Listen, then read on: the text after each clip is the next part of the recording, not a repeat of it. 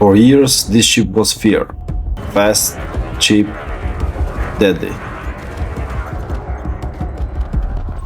But now, there's something faster, and maybe something better.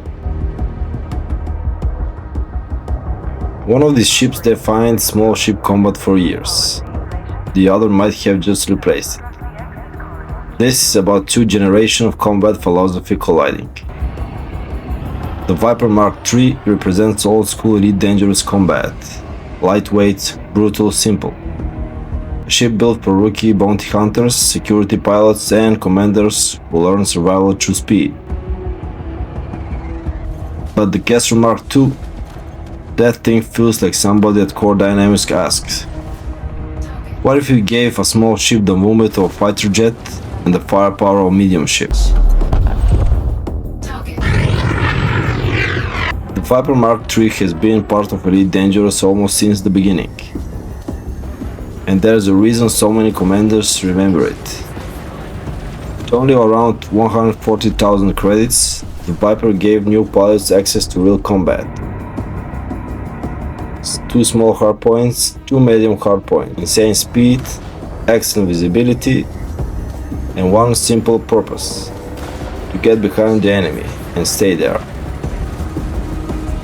The Viper doesn't overpower opponents, it suffocates them. It wins through pressure.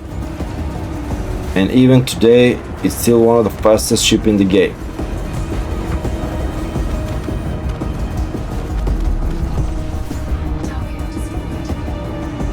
Then came the Kestrel Mk II, and suddenly the galaxy got nervous. This ship doesn't fly normally. It feels unstable, violent, almost too agile. Some commanders even struggle to keep target centered because the ship changed direction so aggressively.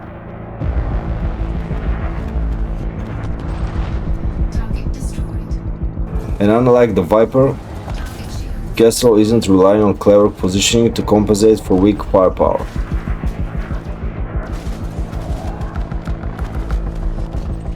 This thing carries 3 large hardpoints on a small ship. That's absurd. And somehow Core Dynamics still made it maneuver like it's trying to break physics. Viper punishes mistakes. The Kestrel ends fights before mistakes matter. Viper Mark III was once the king of speed. Sierra 5, Bravo 2 reads you, go ahead. We confirm that the targets are moving through a restricted zone. Over 450 meters per second boost speed upgraded. And engineered builds can become absolutely insane. But speed alone doesn't dominate modern combat anymore. Kestrel trades some raw straight-line velocity for something far more dangerous. Control. It turns faster, tracks better, and changes direction like a ship half its size.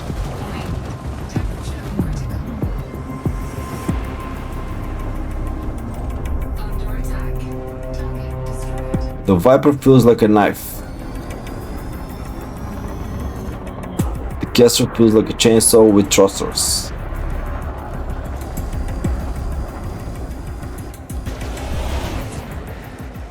This is where the fight starts becoming unfair. Viper Mark III still has respectable firepower for its class.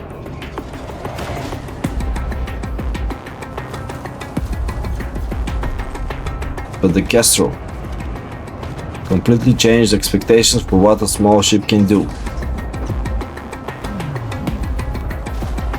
3 large hardpoints means burst damage the Viper simply cannot match. And because the Kestrel stays on target so effectively, it actually delivers that firepower consistently.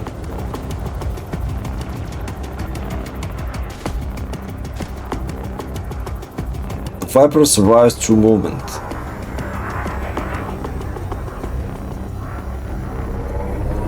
The Kestrel survives by deleting the thing shooting at it.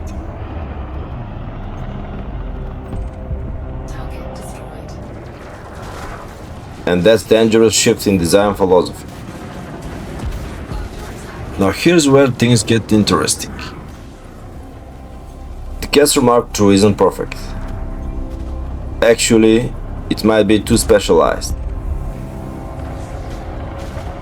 It sacrificed versatility, internal space, utility, and range. It's basically a combat engine wrapped in armor plating.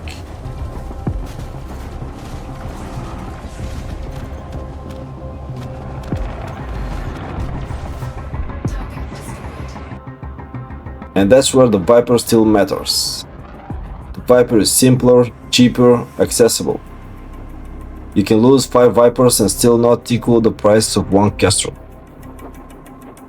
And honestly, that matters more than people admit. The strangest part about these ships is how different they feel. The Viper Mk III feels disciplined, like a patrol interceptor. It feels believable.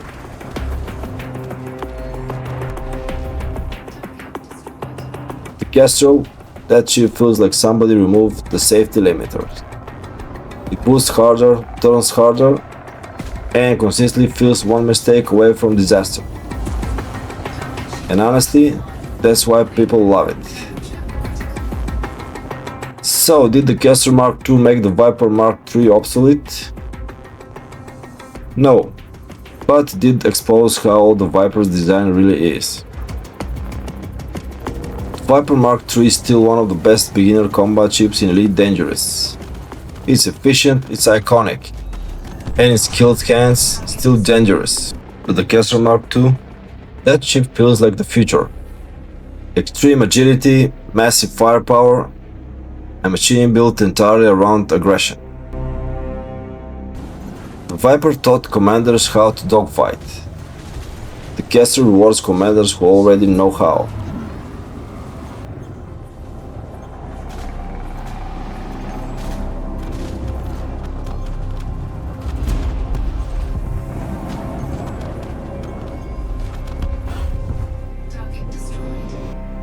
Be honest, which one would the community riot over?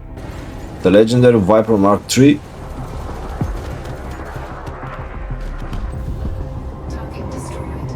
Or the terrifying Kestrel Mk II? Let me know in the comments.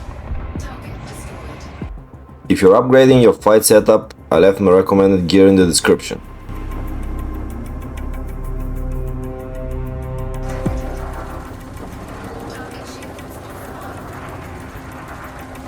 Until next time, Commander, fly dangerous.